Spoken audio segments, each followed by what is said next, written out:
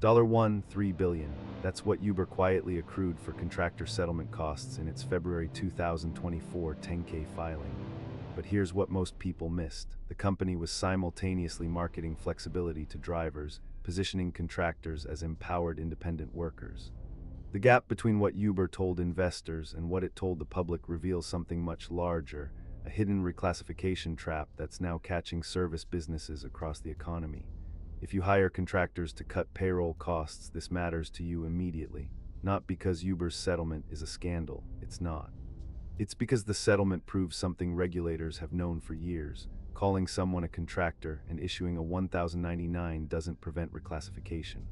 Courts ignore the label. The IRS applies a test regardless of what your contract says. Here's what you need to know by the end of this video. The three-factor IRS test that determines if your contractors should actually be employees, the dollar exposure you face if you fail it, and why Uber's $1. 3B disclosure signals that state labor boards are actively hunting similar liabilities in small business right now. Let's start with the wrong belief most small business owners hold.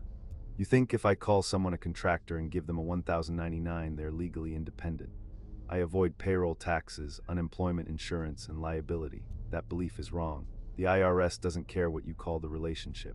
It applies Revenue Ruling 87-41, a three-factor test that examines behavioral control, financial risk, and whether the work is integral to your business. Uber's drivers failed this test in multiple jurisdictions, so might your contractors. The financial reality is brutal. A business with 5 contractors earning $60,000 per year could owe $45,000 to $90,000 in back payroll taxes, penalties, and unpaid state unemployment over 3 to 5 years. That's not theoretical. The DOL's fact sheet #13 confirms penalties range from 20% to 100% of unpaid taxes. A single audit can exceed annual net profit. It can trigger liens on business assets. Uber's $1.3b accrual isn't an isolated settlement, it's a signal. California's AB5 law, New York's reclassification enforcement, and the Department of Labor's increased audit activity all point to one reality. Regulators are systematically reclassifying contractor relationships retroactively. When they audit your business, they'll ask 3 questions. First, does the company control how the work is performed, the hours, the location? Behavioral control, if yes, that's a flag for employee status.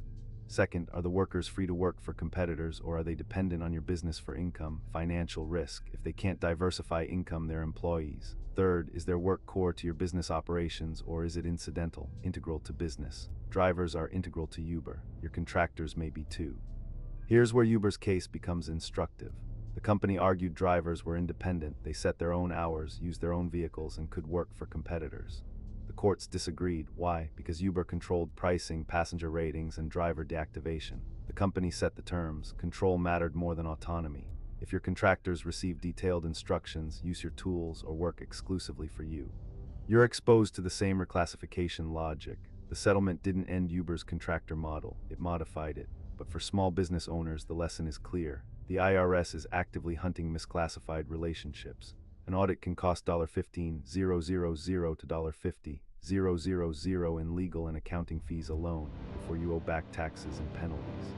If you operate a service business using contractor labor, now is the time to audit your own workforce. Document the 3-factor test. If contractors fail it, reclassify them as W-2 employees and correct past returns. The IRS has amnesty programs. Acting now is cheaper than being audited. For the full breakdown of the settlement details and implementation checklist, the deep version is in my book, The MSDR Bitcoin Trick, link in the description.